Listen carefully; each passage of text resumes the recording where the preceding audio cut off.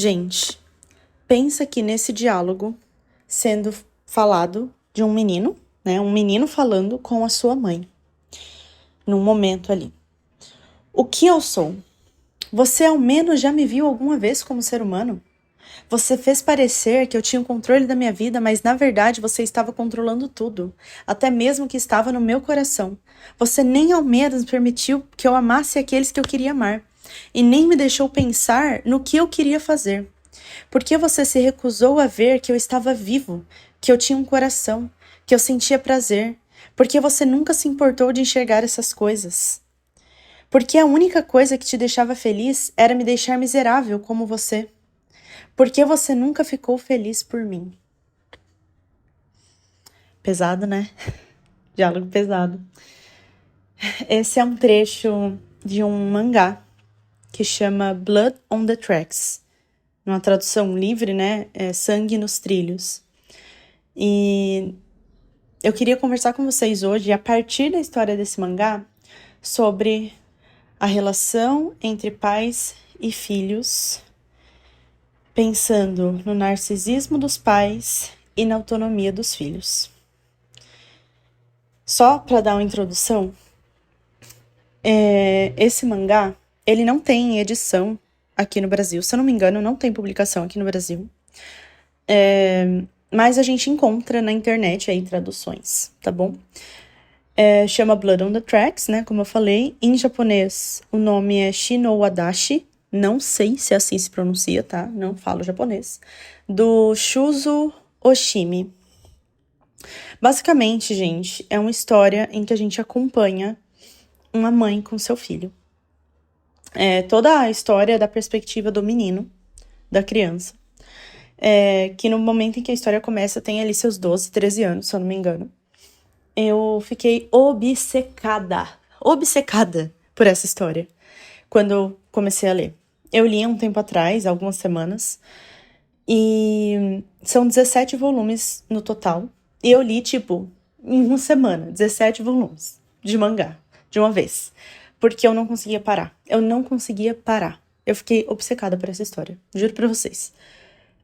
E aí, como eu falei, né, a gente vai acompanhando essa história desse menino com a mãe, sempre pela visão ali do menino. E, de princípio, é uma história normal, né? Você vai acompanhando ali o dia a dia, a rotina do menino, que vai pra escola, volta e chega em casa, tem a mãe ali, a mãe não trabalha, fica em casa, cuida dele, cuida das coisas, cuida da casa, o pai trabalha. Então, assim, tudo aparentemente comum. Só que aí a gente vai mergulhando cada vez mais na história, vai percebendo que essa mãe, ela tem algumas questões ali, talvez de uma superproteção, não deixa muito o menino brincar com os amigos da escola, sempre traz o primo para brincar dentro de casa, né, pra, ele não sair ali da vista dela, ela faz tudo por ele. Então, assim, a gente vai percebendo algumas nuances, mas nada muito absurdo, porque até então, né, a gente olha e fala, ok, ele é filho único, né, a mãe ali, mas cuidadora, né, enfim, mais superprotetora de fato, ok, nada demais. Mas, dado um momento ali da história, no fim do primeiro volume, e se você não quiser spoilers, se você, enfim, já ouviu falar sobre esse mangá e não quiser spoilers, pare neste momento o podcast, tá? E depois volta. Mas é uma história. Esse mangá eu nunca tinha ouvido falar, pra falar bem a verdade. Eu nunca tinha escutado falar, não no meu círculo social, ninguém que eu acompanho nas redes sociais, que fala, enfim, de livros, de leituras no geral, já tinha falado sobre esse mangá. Eu encontrei pesquisando mesmo histórias diferentes pra ler. E eu encontrei esse, que é um suspense psicológico, né, basicamente. Mas assim, nossa, esse mangá é perfeito. Meu Deus, tem tantas camadas. Mas assim, é uma história difícil de ler, tá, gente? É uma coisa, devastadora mesmo. A gente vai acompanhando esse menino e é um negócio devastador. Enfim, voltando. Aí, dado o momento ali no fim do primeiro volume, eles vão fazer uma viagem em família. O pessoal tá de férias e tal, e eles vão fazer uma viagem em família. E aí, o menino tá ali brincando com o priminho dele, né? E aí o priminho dele, eles se afastam da família. Mesmo a mãe dele falando, pra não se afastar. Ele ficou meio, quando o priminho falou, vamos explorar. E aí ele ficou, não, melhor não e tal. Porque ele era mais obediente, né? Aí eles foram mesmo assim. E aí, nisso, o primo dele chega na beirada de um penhasco e fica ali pulando e brincando e tal. E aí o menino, tipo, não, fulano, volta pra cá, né? Volta pra cá que aqui é perigoso. Aí nisso chega a mãe do menino. A mãe do principal, né? Se chama Sei. Não a mãe do primo. E aí ela fala, tipo, nossa, vem pra cá e é perigoso. E aí ele começa a zoar ela, tipo, você é super protetora, não sei o quê. Porque ela é um pouco de motivo de chacota entre a família por ser super protetora. Então as pessoas meio que zoam ela por isso, sabe? Os tios ali e tal, né? O pessoal zoa ela. E aí o primo fala isso também, né? O sobrinho dela, no caso. E aí ela, tipo, fica, não, volta pra cá, volta pra cá. Nisso, o menino brincando na beirada do penhasco, ele tropeça. E aí o menino tá quase caindo e ela sai correndo e pega o menino. Ou seja, ele não cai. Só que daí a gente fica olhando aquela cena, ela solta a camiseta do menino e empurra ele. E aí a gente olha para tudo e fala, calma, o que está acontecendo aqui? Calma, peraí. Tipo, é realmente um choque, assim, porque você tava acompanhando uma família normal ali, uma mãe e tal, não sei o que, do nada, tipo, a mãe do menino empurrou o primo dele do penhasco. E aí o menino fica ali, tipo, meio atônito, né, sem reação. E aí a mãe começa a chorar e fala, ele caiu, não sei o que, sei, vai buscar ajuda, vai buscar ajuda. E aí o menino vai buscar ajuda, porque, tipo, ele não tem reação, ele simplesmente vai, chega na família, fala que o primo dele caiu do penhasco. E aí, né, a tia desesperada ali, né, mãe do menino, né, aí eles saem correndo. Por fim, o menino não morreu, ele sobreviveu, mas ele entra em coma. E a partir daí, gente, aí o negócio vai ficando cada vez mais cabuloso, assim, sabe? A gente vai realmente acompanhando todo o desdobrar disso, sabe? O quanto essa queda ali do penhasco, que a mãe dele empurrou o primo dele do penhasco, quanto isso vai afetar esse menino. A mãe conta ali pra polícia, né, pra todo mundo, que o menino caiu. E o filho dela, né, o Sei, ele confirma a história, porque ele fica num momento, assim, de confusão completa, sabe? Foi um choque muito grande, então ele simplesmente confirma, e isso vai afetando ele, e depois vai afetando o casamento da mãe dele com o pai dele, enfim. E aí interfere em tudo.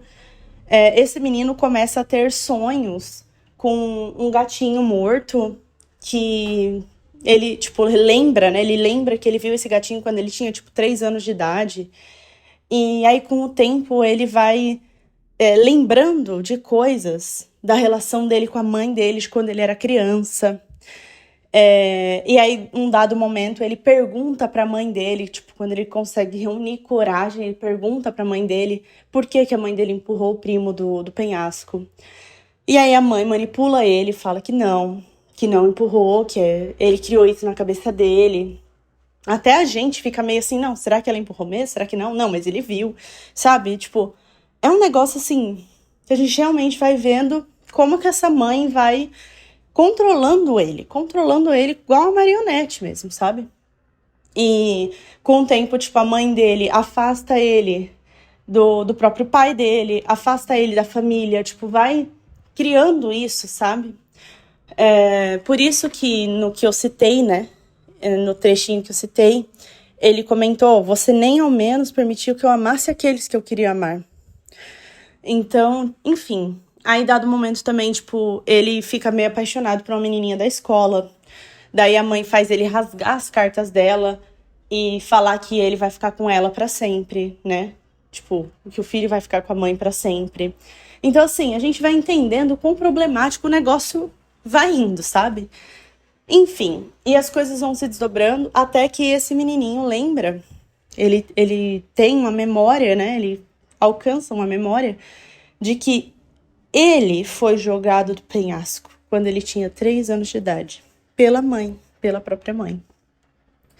E aí, claro, eu não vou entrar aqui na história da mãe, que também tem todo um por trás da história dela, né, da infância dela. Depois a gente vai descobrindo dos motivos dela de ter um neném, dos motivos de querer matar ele, dos motivos, enfim.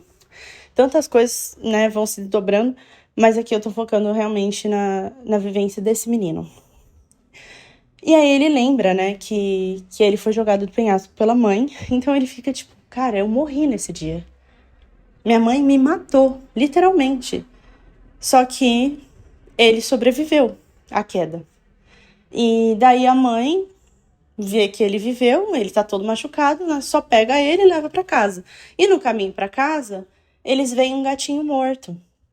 Então é desse gatinho que ele começa a lembrar sempre, sabe? Nos sonhos dele. E a questão do penhasco também, né? De ser uma queda do penhasco, foi algo que atingiu tanto ele, porque ele já tinha o registro no próprio corpo, na própria mente, de que ele foi jogado do penhasco em dado momento ali pela própria mãe.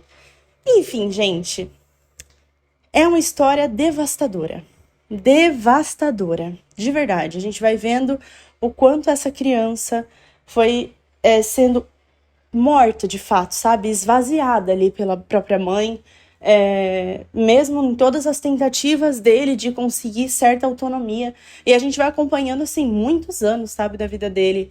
Claro que a maior parte dos volumes são ali logo depois do acidente, meses, anos depois ali, mas depois a gente acompanha ele até a vida adulta, sabe? Até a mãe envelhecer, enfim.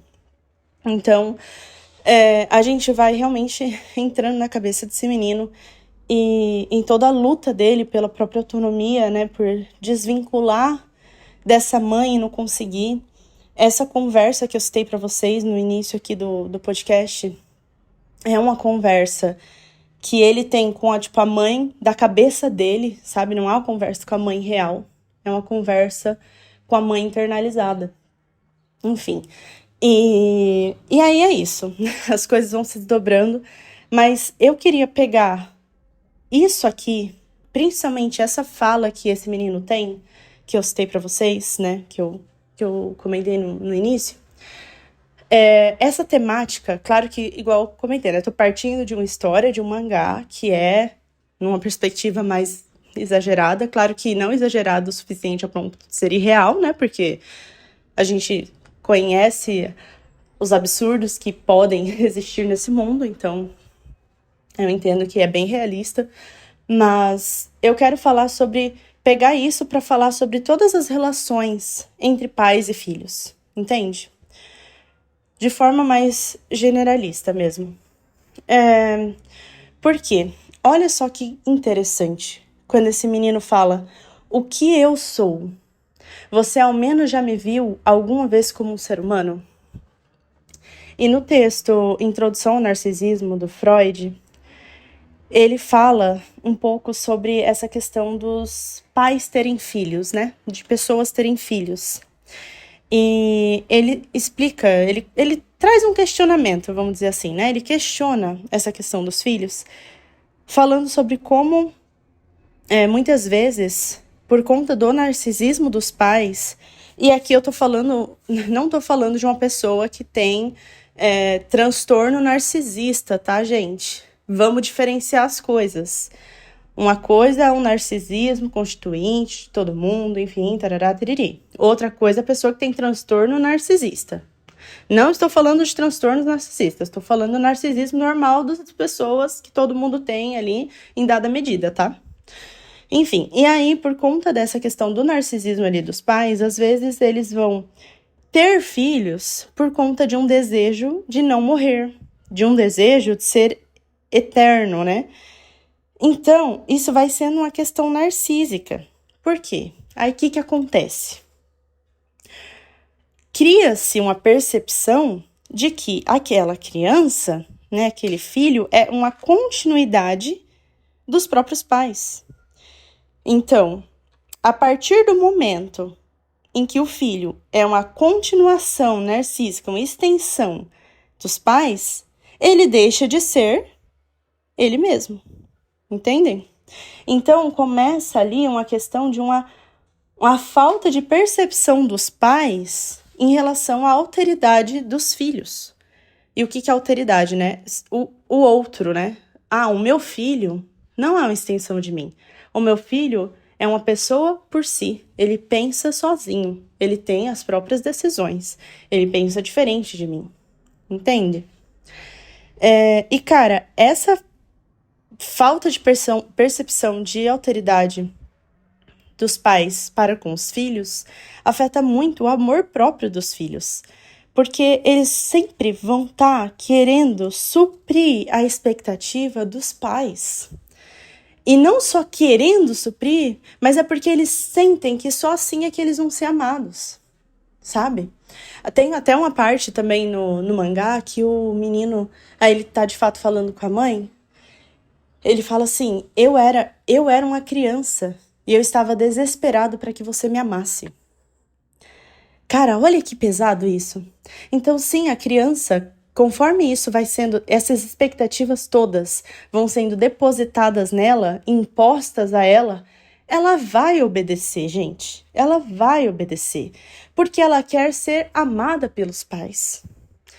Cara, isso é tão pesado, é tão difícil uma criança ter que passar por isso, sabe?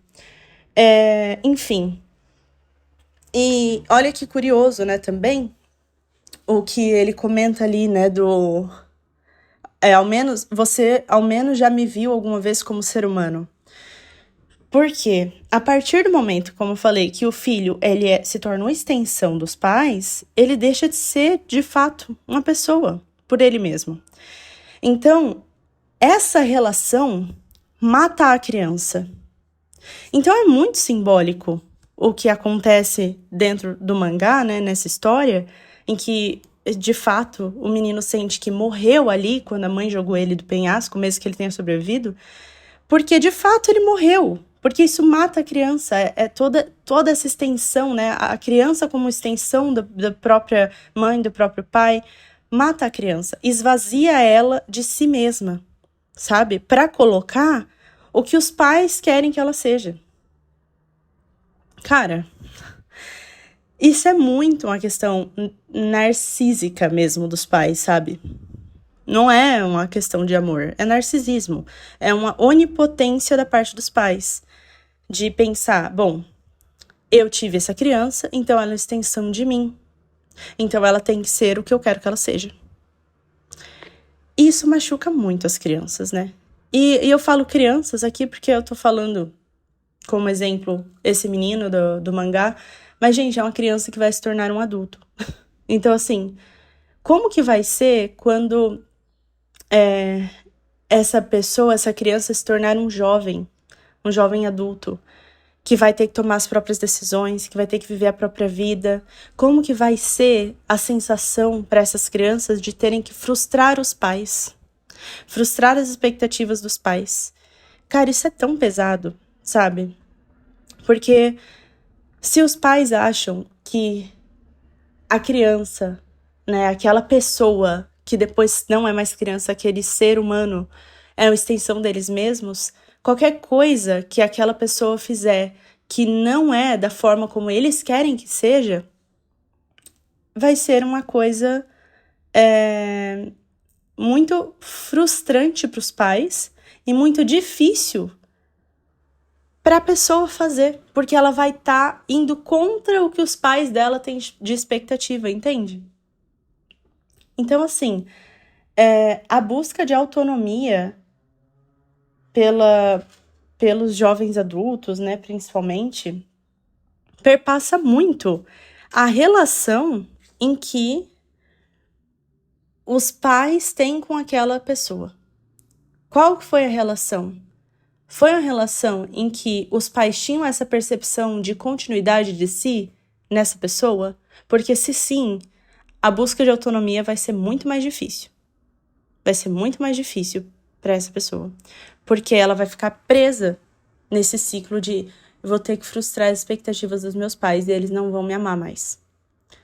Eles não vão me amar mais. Porque se o amor estava condicionado a eu ser como eles queriam que eu fosse, porque eu sou uma extensão deles, a partir do momento que eles verem que eu sou uma pessoa diferente deles, e eu não sou uma extensão deles, eles não vão me amar mais. Gente, isso é tão difícil. É tão difícil para uma pessoa que está em constituição pensar, principalmente, sabe? Enfim. Então, eu sempre brinco, eu falo, nossa, para ter filho tem que estar muito bem analisado, né? Tem que estar muito bem analisado, porque o risco disso acontecer é tão grande, sabe? E claro, eu não tô dizendo que os pais não têm que ter nenhuma expectativa em relação aos filhos. Eles vão ter alguma expectativa. Mas é importante eles não enxergarem os filhos como uma extensão deles próprios. Porque é esse o perigo, é aí que tá o perigo. Porque, cara, você mata aquela pessoa. Você esvazia ela de si pra colocar uma coisa que você acha que ela tem que ser. E aqui, gente, entra em tantas coisas. A gente podia ficar falando desse assunto muito tempo. Muito tempo. Mas eu vou, né? Enfim, não vou me estender muito. Mas entra tantas coisas. Entra muito uma questão de ser, né? O jeito da pessoa. Quantas vezes a gente escuta falando, tipo, nossa, meu pai, minha mãe odeia o meu jeito de ser, meu jeito de brincar, ou de ser mais séria, ou de, sabe? Enfim, quantas vezes a gente escuta isso, sabe? Até me lembrou daquela música da Lola Young, que tava em alta esse tempo atrás. Eu até peguei a letra aqui agora pra gente ler junto. O nome da música é Messi. Porque, pra mim, essa música fala muito de uma relação, nesse sentido que eu comento, assim, né? Uma filha reconhecendo que qualquer coisa que ela faz tá errado, porque os pais, tipo, parece que não gostam dela da forma que ela é, como pessoa, diferente deles. Eu interpreto a música dessa forma, tá? Pode ter várias interpretações. Mas o nome da música é Messi, que é, tipo, complicada, bagunceira, né? Na tradução aqui que tá complicada, mas seria isso. Você sabe que eu sou impaciente, então por que você me deixa esperando do lado de fora da estação? Quando tava fazendo, tipo, 4 graus negativos. E eu entendo o que você tá falando, eu só realmente não quero ouvir agora. Você pode calar a boca uma vez na vida? Me escute. Eu ouvi os seus conselhos sobre como você acha que eu vou morrer sortuda se eu viver até os 33 anos. Beleza, então. Eu fumo que nem uma chaminé. Eu não sou magrinha e dou uma de Britney de vez em quando, mas me dá um desconto. Quem você quer que eu seja? Quem você quer que eu seja? Porque eu sou complicada demais e aí eu sou muito descomplicada. Aqui, tipo, eu traduzo muito mais, tipo, eu sou muito bagunçada, bagunceira, e aí depois eu sou muito limpinha, né? Enfim, I'm too fucking clean. Não sei exatamente traduzir isso. Você me disse para arranjar um emprego, depois me pergunta por onde é que eu andei. E eu sou perfeita demais até abrir essa minha boca grande. E eu quero ser eu mesma. Eu não posso? Tipo, isso não é permitido?